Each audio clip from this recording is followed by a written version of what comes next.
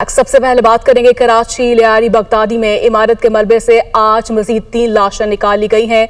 अफसोसनाक वाक़े में जाम हक अफराद की तादाद 17 हो गई। मरने वालों में 10 मर्द और 7 खवातीन शामिल है। खवातीन समेत 7 अफराद जख्मी अस्पताल मुंतकिल कर दिए गए थे।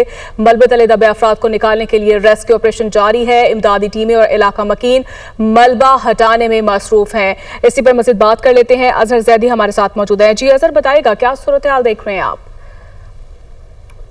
जी बिल्कुल, इस अफसोसनाक साने के अंदर जो है 17 अफराद जो है अब तक जाँ बहक हो चुके हैं, जिनकी लाशों को जो है मलबे तले से निकाल लिया गया है। इस वक्त भी जो है रेस्क्यू ऑपरेशन जारी है और रेस्क्यू ऑपरेशन को जो है मज़ीद तेज़ कर दिया गया है। 3 एक्सकेवेटर की मदद से जो है मलबे को हटाने का काम जारी है, जबकि रेस्क्यू 1112 की जानिब से जो है मशीनरीज की मदद से जो है मलबे को हटाया जा रहा है, जबकि लाइव डिटेक्टिव आले के ज़रिए जो है जो लाशें दबी हैं या जो ज़िंदा बच जाने वाले लोग हैं उनको भी सर्च किया जा रहा है। और कहा यह जा रहा है कि अब भी जो है इस मलबे के नीचे जो है 6 से 7 अफराद जो है वो दबे हुए हैं, जिनकी तलाश जो है वो इस वक्त भी की जा रही है। रेस्क्यू हुकाम की जानिब से कहा जा रहा है कि ये ऑपरेशन जो है मज़ीद 7 से 8 घंटे जो है इस रेस्क्यू ऑपरेशन के अंदर दरकार हैं। पुलिस और रेंजर्स की यहाँ पर भारी नफरी जो है वो मौजूद है, जो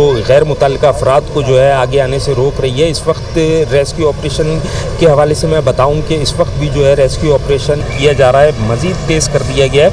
आज इस इमारत के मलबे से जो है 3 अफराद की लाशों को निकाला गया है, जिसमें एक खातून और 2 मर्द हैं, जबकि अब तक कल से अब तक जो है तकरीबन 17 अफराद की लाशों को मलबे के नीचे से निकाला गया है, जिसमें 10 मर्द और 7 खवातीन हैं। और इस वक्त भी जो है यहाँ पर जो मुतासरा फैमिलीज़ हैं वो यहाँ पर मौजूद हैं, जिनके प्यारे जो है अब भी मलबे तले दबे हुए हैं, जो अपने प्यारों के मुंतज़िर हैं। इस वक्त भी यहाँ पर जो है वो बैठे हुए हैं और उनका भी यही कहना है कि ऑपरेशन जो है वो किया जा रहा है। ताहम अगर इस तरह के वाक़यात होने से पहले जो है जो इमारतें मखदूश हो गई हैं या जो इस तरह की मखदूश इमारतें उनको खाली करा लिया जाता तो इस तरह के सानियात जो है रूनुमा ना होते।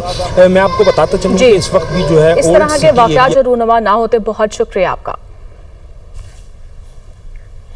कराची के इलाके लियारी बगदादी में गुज़िश्ता रोज़ मुनहदम होने के बाद से इमदादी कार्रवाइयाँ जारी हैं। अब तक 17 अफराद की लाशें निकाली जा चुकी हैं, जबकि मलबे तले दबे अब भी लोगों की तलाश जारी है। इस वक्त नुमाइंदा दुनिया न्यूज़ रताबा उरूस मुतासरा फैमिली के साथ मौजूद हैं, जो मलबे से अपने प्यारों के मिलने के मुंतज़िर हैं। जी रताबा। बिल्कुल, इस वक्त मैं लियारी में मौजूद हूँ। गुज़िश्ता रोज़ यहाँ पर एक अफसोसनाक वाक़या पेश आया, जिसमें 5 मंजिला जो है रिहायशी इमारत जो है ज़मीन बोस हो गई, जिसके बाद जो है मुताद्दिद जो है वो हलाकतें हुई। ज़ख्मियों को भी यहाँ से निकाला जा रहा है। ये सिलसिला जारी है। लोग अपने प्यारों की तलाश में मसरूफ़ हैं। रेस्क्यू का अमल यहाँ पर जारी है। हमारे साथ कुछ लोग मौजूद हैं। मेरे छोटे भाई हैं, हर्षी नाम है उनका, मलिक कोट में जॉब करते हैं। उनकी पूरी फैमिली अंदर दब गई है और वो जो है अपनी फैमिली पूरी दब गई है उनकी। और वो सुबह जब हमें इत्तला मिली, हम आए तो बिल्डिंग पूरी घिरी हुई थी। एक खातून के हाथ में हमारी पोती थी 3 महीने की, वो हमें ज़िंदा मिली है। और 11 बजे भाई का छोटा बेटा कांतिक वो सीढ़ियों से मिला है, उसकी डेड बॉडी मिली है। उसके बाद अभी 2 बहुएँ हैं, 2 बेटे हैं और उनकी वाइफ है, वो अभी तक हमें नहीं मिले हैं। जी बिल्कुल, जैसे आपने सुना, इनकी फैमिली के 5 लोग जो है वो अभी भी जो है वो मलबे तले दबे हुए हैं। इसी आस में हैं कि किसी तरह से जो है वो इनको जल्द अज जल्द जो है वो इनके प्यारे बाहिफाजत मिल जाएं। जी। SMA ऑपरेशन इंचार्ज रेस्क्यू 1112 की जानिब से कहा जा रहा है, इमारत के मलबे तले लोगों के दबे होने का अभी भी खदशा है। लवाहिकीन के मुताबिक 10 से 12 लोग अभी भी लापता हैं। इमदादी कार्रवाइयां मजीद तेज कर दी हैं। रेस्क्यू ऑपरेशन जल्द मुकम्मल कर लिया जाएगा। मलबे के तले दबे हुए लोगों का खदशा बिल्कुल है, क्योंकि यहाँ पे जो इलाका मकीन है और लवाहिकीन है, उनका कहना यह है कि उनके कुछ 10 से 12 लोग मिसिंग हैं, जो कि ना बाहर आए और उनके हिसाब से वो घर में ही थे। तो ये सस्पेक्टेड है कि और बॉडीज़ निकलेंगी यहाँ से। अभी इसमें हमारे को 6 से 8 घंटे और दरकार हैं, ये कंप्लीट हो जाएगा। टीमें लगी हुई हैं, काम और तेज़ किया जा रहा है। रात को 2 एक्सकेवेटर थे, अब तीसरा एक्सकेवेटर भी लगा दिया है ताकि जल्दी से जल्दी इसको हम ख़त्म करें। डीसी साउथ जावेद नबी की जानिब से कहा गया है कि इमदादी कार्रवाइयां मजीद तेज कर दी गई हैं। रेस्क्यू ऑपरेशन में मजीद 7 से 8 घंटे दरकार हैं। मलबे तले मजीद अफराद के दबे होने का खदशा है। ओल्ड सिटी एरिया में मखदूश इमारतों के खिलाफ ऑपरेशन किया जाएगा। शहर में दीगर मखदूश इमारतों का भी जायजा लिया जा रहा है। आइंदा ऐसे वाकयात से बचने के लिए हिकमत अमली मुरतब कर रहे हैं। ये रेस्क्यू ऑपरेशन जैसे कि आपने देखा कल से जारी है। इसमें मज़ीद 6 से 8 घंटे लग सकते हैं इस ऑपरेशन को क्लियर करने में। और कोशिश तो है हमारी एडवांस टेक्नोलॉजी की मदद से हम लोगों को, अगर कोई ज़िंदा फंसा हुआ है तो हम उसको ट्रेस करके और ट्रैक करके निकालें। तो हमने काम शुरू कर दिया है अपना, और इंशाल्लाह मंडे से हम डेमोलिशन की तरफ जा रहे हैं। ओल्ड सिटी एरिया और लियारी में ये चैलेंजेस बहुत ज़्यादा हैं। देखिए जी, अभी डिस्ट्रिक्ट साउथ की अगर हम बात करें तो डिस्ट्रिक्ट साउथ में इस तरह की बिल्डिंगें तकरीबन 300 प्लस हैं। तो इस तरह बाकी जो बिल्डिंग है उस पर भी 51 को हमारी प्रायोरिटी है कि हम पहले खाली कराएं और डेमोलिश करवाएं। बाकी बिल्डिंगों को हम फेज वाइज करते जाएंगे। Opposition leader Sindh assembly Ali Khurshidi की इमारत गिरने पर सिंध हुकूमत पर कड़ी तनकीद। कहा पीपल्स पार्टी 17 साल के दौरे इक़्तिदार में कारकर्दगी का जवाब दे पीपल्स पार्टी ने पूरे शहर को मजाक बना दिया। आए रोज हादसात होते हैं, सिंध हुकूमत के कानों पर जूं तक नहीं रेंगती। सिंध में हुकूमती निजाम तबाह हो चुका है। कराची को मैक्सिको सिटी बना दिया गया। पूरा शहर माफियाज के कंट्रोल में है। कराची में हर काम के लिए रिश्वत देनी पड़ती है। सैकड़ों इमारतें मखदूश हालत में हैं। ऐसी इमारतों के लिए बजट में अरबों रुपए रखे जाते हैं। SBCA में तैनातियां सिंध हुकूमत करती है। वो कराची में न्यूज कॉन्फ्रेंस कर रहे थे। 17 सालों से अनइंटरप्टेड इस सूबे में किसकी हुक्मरानी है? इन 17 सालों के बारे में जनाब आप ही से सवाल होगा, और आप जवाब दें। आप हुकूमत है, आप जवाब दें। ये कोई मजाक लगा हुआ है कि यहाँ पर शहर में लोगों को मार दिया जा रहा है। यहाँ गैर कानूनी तामीरात का सिलसिला थमने वाला नहीं है। ये हुकूमत के कानों पे जूं रेंगने वाली नहीं है। इस सूबे में एडमिनिस्ट्रेटिवली पूरा निजाम गिर चुका है, कोलैप्स कर चुका है।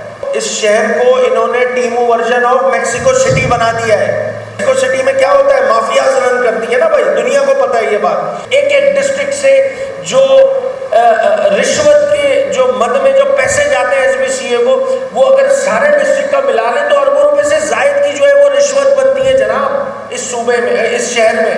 500 से जायद पूरे शहर में जो है वो नंबर्स मौजूद हैं कि जो मखदूश हालत में है। SBCA में टॉप टियर से लेकर एक नीचे इंस्पेक्टर तक, इन सब की तैनाती जो है वो कौन करता है भाई? वो करती है सिंध हुकूमत। तर्जुमान सिंध हुकूमत सादिया जावेद का कहना है कि कराची में भत्ता गैर कानूनी तामीरात की मौजब MQM है। सिंध बिल्डिंग कंट्रोल अथॉरिटी और दीगर इदारों में सिस्टम आज भी MQM के मातहत है।